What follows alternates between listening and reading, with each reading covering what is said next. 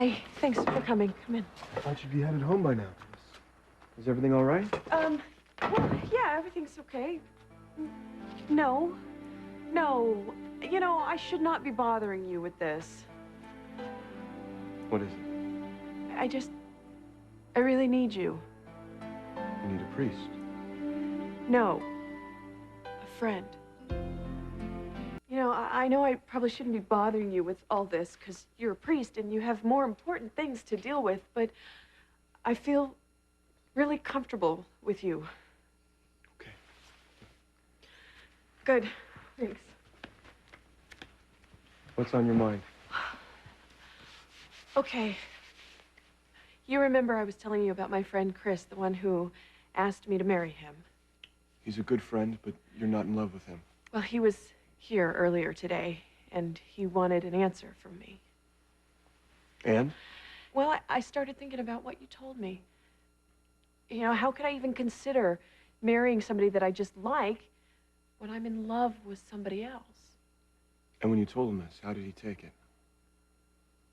Well, if I know Chris, he's probably in for a long night at a bar somewhere.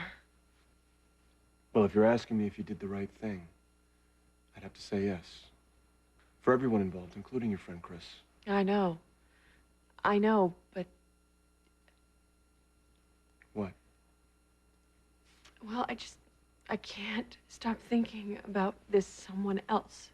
The man you love, but who can't be with you. I miss him so much, you know? And there's just a part of me that wants to run back home and tell him about our baby. But then I just think about this other person, and she's very sick. And she may, well, I just know that if I go home, I'll just ruin everything for everyone, and I'll make things worse. You had said something about starting a new life someplace else. And you know, I could see that in the picture with Chris. But now, I mean, the thought of me taking my baby to some strange town where we don't know anybody and we don't have any family, for no good reason, it seems sad and empty. And so, I guess what I'm freaking out about is that I have no idea what to do next with my life. You know, I don't even know where to go once I leave this cabin. Eve, I think I may have the answer you're looking for, but it may surprise you. Have to do with men. That would be an understatement. There's your husband, of course, the man you're in love with, the friend that's offered to marry. Okay, I get the point. Now, what's yours? My point is you're this incredible, bright, independent woman who has so much to offer the world, not just the male half of it. Maybe you should consider it a higher calling, so to speak. Michael, if you're saying that I should give up men and become a nun, I'm just really not cut out for that at all. No offense. You're a doctor, Eve, in the unique position of being able to help people. And that must bring you an incredible satisfaction, knowing the difference you make in people's lives and their families' lives every day. Yes, it does. But you can do more than you've ever dreamed of. How? By going where you're needed most. There are so many people, children, who still lack access to good medical care. Places in this country in dire need of a doctor willing to work for little or no pay. You strike me, Eve, as someone caring and compassionate enough and willing to commit to something like that. You should meet somebody else I know.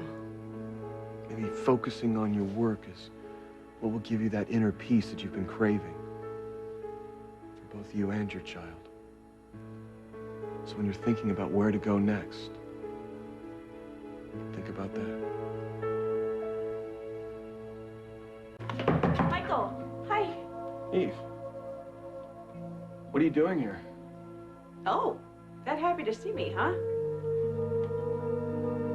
No, it's just, I thought after we talked last night, you had decided. To leave? Yeah, I did. Yeah, I did, but, you know, I got halfway to my car, and I realized that I don't have a clue about where to go or what to do next. You just thought you'd come by and have a chat with your friendly neighborhood padre. Exactly. You know, I needed some inspiration.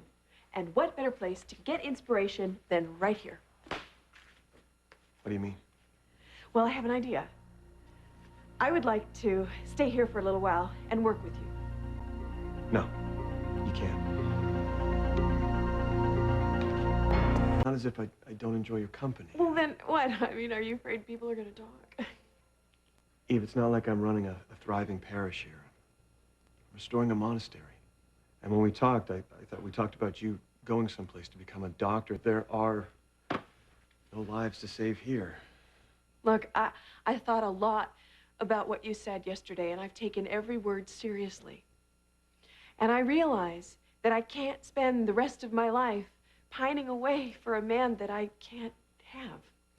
And I've made a lot of mistakes in my life, and especially mistakes I've made by just plunging into everything without even thinking about the consequences.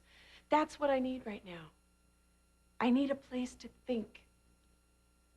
And this place is, well, there's just a sort of peace that comes over me when I'm here. And I need that right now for me and for my baby. I'm glad this place brings you peace. Well, good. And you know what? I'm really good with a hammer, too. I could stay and help you. No, that wouldn't be necessary. Michael, what's going on here? What do you mean? Why are you trying to get rid of me? I admit it. I'm trying to get rid of you. Why? I took on this project alone for a reason. To prove to myself I could do it on my own. I wanted to give something back to God, and this is my way. Trying to ensure yourself a place in paradise, are you? At least cut down on my own purgatory sentence a little. I hope you can understand. I do.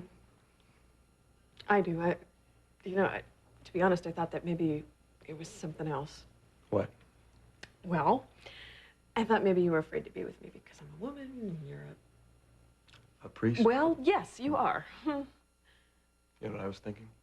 Probably not. You're trying to take the easy way out. That's highly underrated, by the way. Try traveling the unfamiliar road next time, Eve. See where that leads you.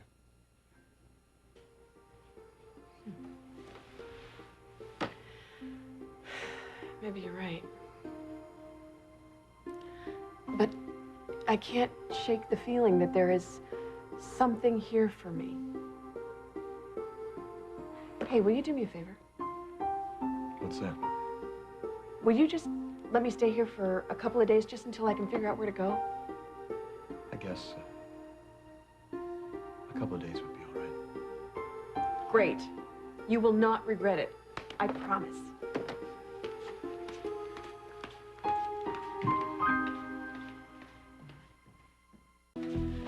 So, oh, excuse me. What would you like for dinner? I'm not exactly a gourmet cook, but, well, yeah, I'd like to earn my keep around here. You don't have to cook for me, Eve. Well, you may not be hungry, but little Sunshine here is very hungry. Then anything you like to make would be fine. Okay. Let's hope I can make toast.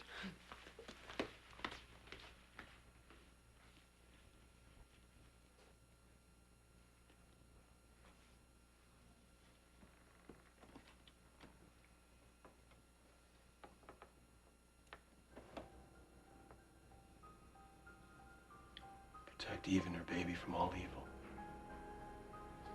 Make this home a fortress of peace, a safeguard of love, a haven from the violence. Please don't let anything happen to her.